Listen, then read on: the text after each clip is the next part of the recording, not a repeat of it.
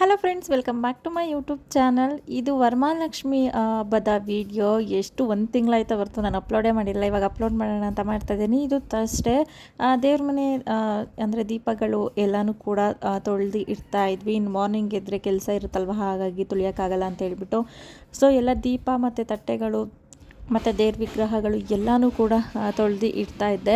So ಇಲ್ಲಿ ಹಾಗೆಯೇ ಹಣ್ಣುಗಳು ಮತ್ತು ಹೂವು ಎಲ್ಲನೂ ಕೂಡ ತಗೊಬಂದಿದ್ವಿ. ಅದಾದಮೇಲೆ ಸಂಜೆ ಸ್ವಲ್ಪ ಮಲ್ಲೇಶ್ವರಂಗೆ ಹೋಗಬೇಕಿತ್ತು. ಹಾಗಾಗಿ ನಾನು ಕಾರ್ತಿ ಪಾಪು 3 ಜನನೂ ಹೋಗಿದ್ವಿ. ಅಲ್ಲೇ ಗೋಬಿ ಚೆನ್ನಾಗಿ ಮಾಡಿದ್ದಾರೆ ಅಂತ ಹೇಳಿಬಿಟ್ಟು ಗೋಬಿ ತಿಂತಾಯಿದ್ದೀವಿ.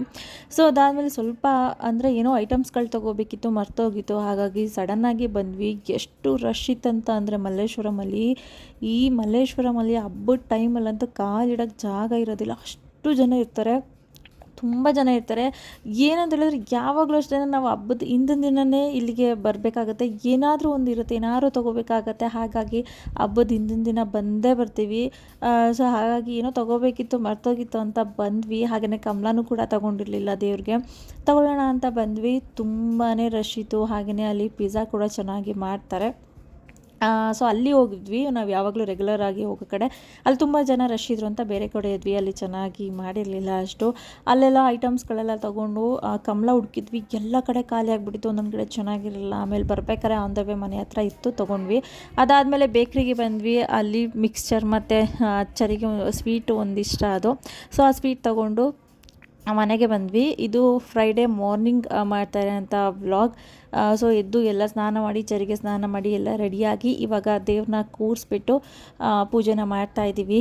ದೇವ್ರನ್ನ ಕೂರಿಸೋದು ಅದೆಲ್ಲ ವೀಡಿಯೋ ಮಾಡೋಕ್ಕೆ ಆಗಲಿಲ್ಲ, ಯಾಕಂದರೆ ಕೆಲಸ ಮಾಡ್ತಾಯಿದ್ವಿ ಅಲ್ವಾ.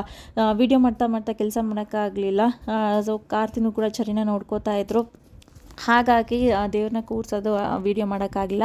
ಅಂದರೆ ನಾವೇನು ದೇವ್ರನ್ನ ಕೂರಿಸೋದಿಲ್ಲ, ಕಳಶ ಕೂರಿಸ್ತೀವಿ ಅಷ್ಟೇ. ಕಳಶ ಕೂರಿಸ್ಬಿಟ್ಟು ಸೀರೆ ಎಲ್ಲ ಹೊಸ ಸೀರೆ ಎಲ್ಲ ಇಟ್ಟು ಮಾಮೂಲಿ ನಾರ್ಮಲ್ ಪೂಜೆ ಹೇಗೆ ಮಾಡ್ತೀವಿ ಹಾಗೆ ಮಾಡ್ತೀವಿ. ಹಣ್ಣು ಪ್ರತಿಯೊಂದೂ ಕೂಡ ಎಲ್ಲ ಇಡ್ತೀವಿ, ಆದರೆ ನಾವು ಮುಖವಾಡ ಇಡೋದಿಲ್ಲ ಅಷ್ಟೇ.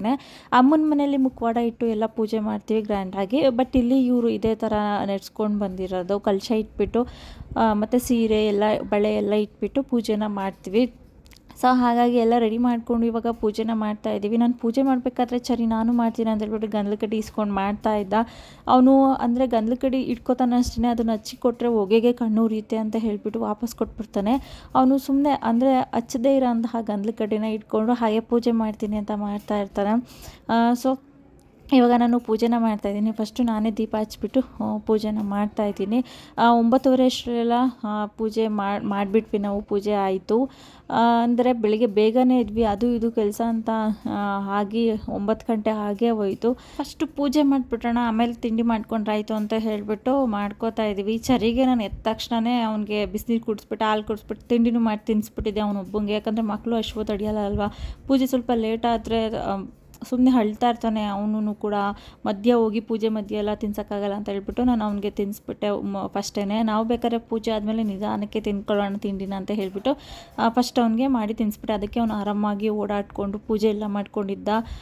ನಾವು ಪೂಜೆ ಮಾಡ್ಬೇಕಾದ್ರೆ ಅವರ ಪಪ್ಪ ವೀಡಿಯೋ ಮಾಡ್ತಾಯಿದ್ರೆ ನಾನು ವೀಡಿಯೋ ಮಾಡ್ತೀನಿ, ಫೋನ್ ಕೊಡಿ ಅಂತ ಹೇಳ್ತಾ ಇದ್ದ. ಇವಾಗ ನಮ್ಮ ಅತ್ತೆ ಪೂಜೆ ಮಾಡ್ತಾಯಿದ್ದಾರೆ. ಓಂ ಮಹಾಲಕ್ಷ್ಮಿ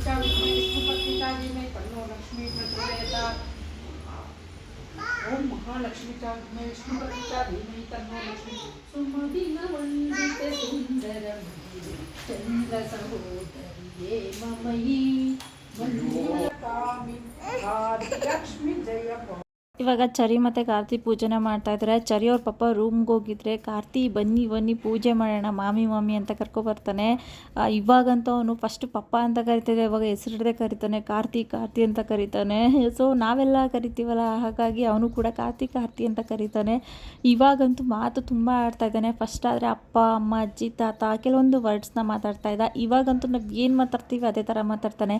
ಹ್ಯಾಪಿ ಅಂತಾನೆ, ಇಷ್ಟ ಅಂತಾನೆ, ಇನ್ನು ಕೆಲವೊಂದು ವರ್ಡ್ಸ್ಗಳು ನಾವೇನು ಮಾತಾಡ್ತೀವಿ ಅದನ್ನು ಮಾತಾಡ್ತಾನೆ. ಸೊ ಕಾರ್ತಿ ಅಂತ ಕರೀತಾನೆ. ನನ್ನ ಹೆಸರು ಇನ್ನೂ ಹೇಳಕ್ಕೆ ಬರೋದಿಲ್ಲ, ಅವ್ರ ಪಪ್ಪನ ಹೆಸರು ಕರೀತಾನೆ. ಸೊ ಪೂಜೆ ಎಲ್ಲ ಆಯಿತು. ಇವಾಗ ದೇವ್ರಿಗೆ ನಮಸ್ಕಾರ ಮಾಡ್ತೀನಿ ಅಂದ್ಬಿಟ್ಟು ಅವನೇ ನಮಸ್ಕಾರ ಮಾಡ್ತಾ ಇದ್ದಾನೆ. ಸೊ ದೇವ್ರ ಪೂಜೆ ಅಂದರೂ ಚೆನ್ನಾಗಿ ಮಾಡ್ತಾನೆ. ಅವ್ನಿಗಿಷ್ಟ ಬಂದಾಗ ದೇವ್ರ ಮನೆಗೆ ಹೋಗ್ತಾನೆ, ಕೈ ಮುಗಿತಾನೆ, ಈ ಥರ ನಮಸ್ಕಾರ ಮಾಡ್ತಾನೆ, ಕೆಳಗಡೆ ಮಲ್ಕೊಂಡು ಒಂಥರ ಖುಷಿ ಆಗುತ್ತೆ. ಮಕ್ಕಳು ನೋಡೋಕ್ಕೆ ಖುಷಿ. ಸೊ ಅವ್ರ ಮಕ್ಕಳು ಏನೇ ಮಾಡಿದ್ರು ಖುಷಿ ಆಗುತ್ತೆ. ಸೊ ಹಾಗೆಯೇ ಇಲ್ಲಿ ಬ್ಯಾಲ್ಕಾಯಿ ಮಾಡಿದ್ವಿ, ಜ್ಯೂಸ್ ಮಾಡಿದ್ವಿ, ದೇವ್ರಿಗೆ ಇಷ್ಟ ಅಂತ ಹೇಳಿಬಿಟ್ಟು ನಮ್ಮ ಅತ್ತೆ ಮಾಡಿದರು. ಹಾಗೆಯೇ ಚಿತ್ರಾನ್ನ ಮಾಡ್ತಾಯಿದ್ದೀವಿ, ಮಾವಿನಕಾಯಿ ಚಿತ್ರಾನ್ನ ಮಾಡ್ತಾಯಿದ್ದೀವಿ ತಿಂಡಿಗೆ.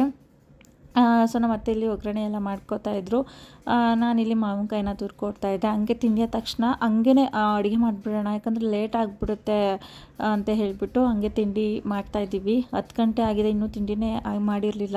ನಾನು ಅದಕ್ಕೆ ಇಷ್ಟು ಲೇಟ್ ಆಗುತ್ತೆ ಅಂತ ಗೊತ್ತಿದ್ದೆ, ನಾನು ಚರಿಗೆ ಫಸ್ಟೇ ಮಾಡಿ ತಿನ್ನಿಸ್ಬಿಟ್ಟೆ ಪೂಜೆಗಿಂತ ಮುಂಚೆನೇ.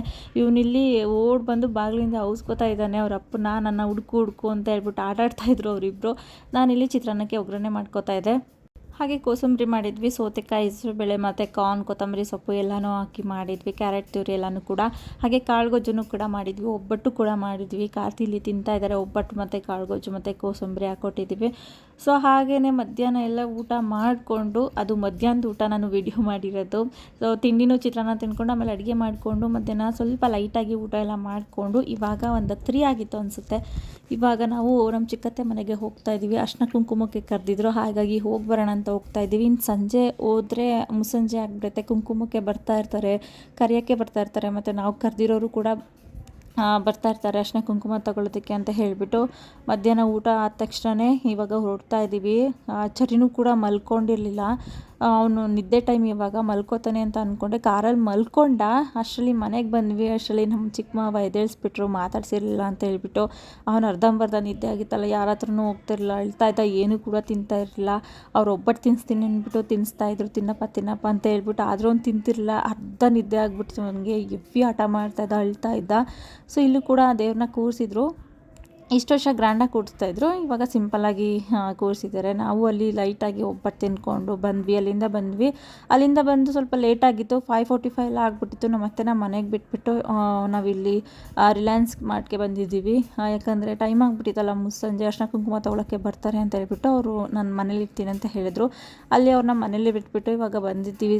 ಚರಿಗೆ ಸ್ವಲ್ಪ ಡೈಪರು ಅದು ಇದು ಸ್ವಲ್ಪ ಐಟಮ್ಸ್ನ ತೊಗೋಬೇಕಿತ್ತು, ಹಾಗಾಗಿ ರಿಲಯನ್ಸ್ ಮಾರ್ಟ್ಗೆ ಬಂದು ತೊಗೊಂಡು ಮನೆಗೆ ಬಂದ್ವಿ. ಮನೆಗೆ ಬಂದಮೇಲೆ ನಮ್ಮ ಮನೆ ಮೇಲ್ಗಡೆ ಇರೋಂತಹ ಆಂಟಿ ಕರೆದಿದ್ರು, ಅವರು ದೇವ್ರನ್ನ ಕೂರಿಸಿದ್ರು. ಅರ್ಶಿನ ಕುಂಕುಮಕ್ಕೆ ಬನ್ನಿ ಅಂತ ಕರೆದಿದ್ರು, ಹಾಗಾಗಿ ನಾನು ಮತ್ತು ನಮ್ಮ ಅತ್ತೆ ಚರಿ ಬಂದಿದ್ವಿ. ಚರಿ ಅಂದರೆ ಅವ್ರಿಗೆ ತುಂಬಾ ಇಷ್ಟ. ಅವನು ಅಷ್ಟೇ ಅಣ್ಣ ಅಕ್ಕ ಅಂತ ಹೋಗ್ತಾ ಇರ್ತಾನೆ ಅವ್ರ ಮಕ್ಕಳ ಹತ್ರ. ಅಂದರೆ ಅವಳ ಹೆಸರು ಅಮ್ಮು ಅಂತ ಎಲ್ಲ ಕರಿತಾ ಇರ್ತಾನೆ ಅವನ್ನ. ಅವರಿಬ್ಬರು ಜೊತೆ ಆಟಾಡ್ತಾ ಇರ್ತಾನೆ. ಅವರು ಕೂಡ ಚರಿನ ತುಂಬ ಇಷ್ಟಪಡ್ತಾರೆ.